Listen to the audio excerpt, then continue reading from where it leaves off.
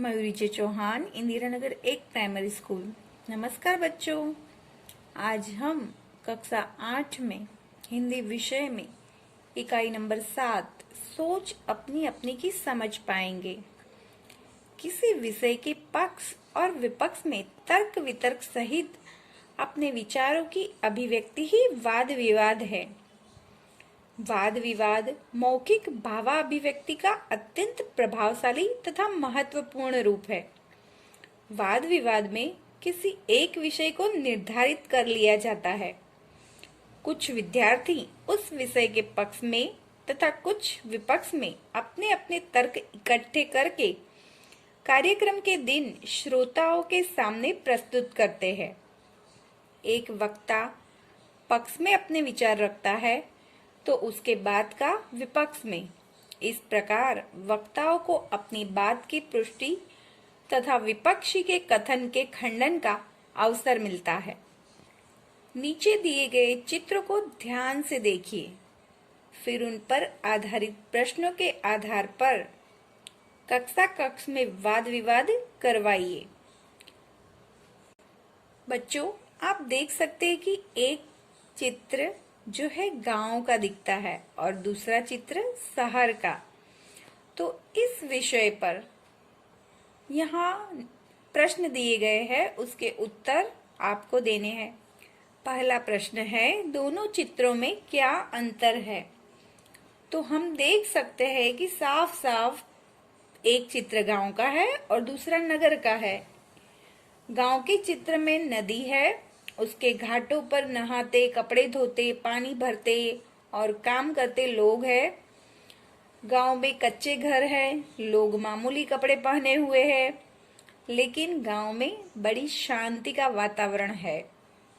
और नगर के चित्र के बारे में देखें तो वहाँ चौड़ी और दो तरफा सड़कें हैं, मकान है जो पक्के हैं, सड़क पर वाहन चलते दिखाई देते हैं। वाहनों के कारण शोर मचा हुआ दिखता है। शहरों में शोर होता ही है। लोग आधुनिक वेशभूषा में हैं। दूसरा प्रश्न, गांव तथा नगर के जीवन में क्या अंतर है और तुम्हें कौन सा रुचिकर लगता है? गांव के जीवन में सादगी होती है, सरलता होती है, वातावरण एकदम शांत होता है, किसी तरह की बनावट लोगों में नहीं होती है, तड़क भड़क नहीं होती है। लोग प्रेम से एक दूसरे के साथ व्यवहार करते हैं, नदी कुएं का पानी पीते हैं, वो अपने खेतों में उगाया अनाज खाते हैं, ताजे ताजे फल और सब्जियां खाते हैं। लोग कच्चे घरों में रहते हैं, पर उनका जीवन प्रकृति के बहुत ही नजदीक होता है। और नगर के जीवन में और गांव के जीवन में आसमान जमीन का अंतर है। नगर के जीवन में शांति प्राप्त नहीं होती है। यहाँ तड़क भड़क और बनावट अधिक होती है। लोग आधुनिक फैशनेबल कपड़े पहनते हैं, पक्के मकानों में रहते हैं, नल से आता हुआ पानी पीते हैं, उनको सब्जियां ताजी ताजी खाने को नहीं मिलती है। नगर के लोगों को सब कुछ बाजार से खरीद कर लाना पड़ता है। नगर की सड़कों पर वाहनों का हमेशा शोर रहता है। लोग दुकानों, बैंकों और दफ्तरों में काम करते हैं। नगर के जीवन में शांति बिल्कुल ही नहीं होती। लोगों का जीवन भगदड़ में उलझा रहता है। यहाँ के लोग प्रकृति से बहुत दूर होते हैं। अब आपको इन दोनों प्रकार के जीवन से कौन सा जीवन अच्छा लगता है, वो आपको खुद लिखना होगा। तीसरा प्रश्न, क्या तालाब का जल पीने के लिए योग्य है? यदि नहीं तो क्यों? तालाब का जल पीने योग्य नहीं है, क्योंकि उसमें लोग नहाते हैं। वह जल बंधियार होता है, बहता पानी नहीं होता है। उसमें चारों ओर बाहर की धूल मिट्टी गिरती है। पेड़ों के पत्ते गिरकर सड़ते रहते हैं। लोग तालाब के किनारे कपड़े धोते हैं, बर्तन धोते हैं और जानवरों को नहलाते हैं। यह सारी गंदगी तालाब के जल को दूषित कर देती है।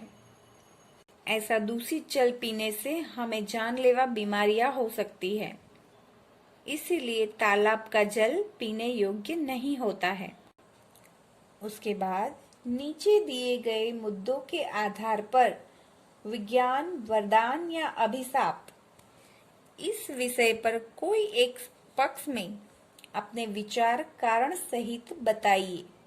आपके विचार में प्रदूषण, बिजली, अंतरिक्ष की खोज, डॉक्टरी सुविधा, दूरभाष, कंप्यूटर, परमाणु बम, पिस्तौल, यातायात, ग्लोबल वार्मिंग, इन बातों को सम्मिलित करके अपने विचार प्रकट करने हैं। कौन शक्तिशाली है, कलम या तलवार? अपने विचार कारण सहित बताइए। आपको सोचना है कि इन दोनों में से कौन शक्तिशाली है।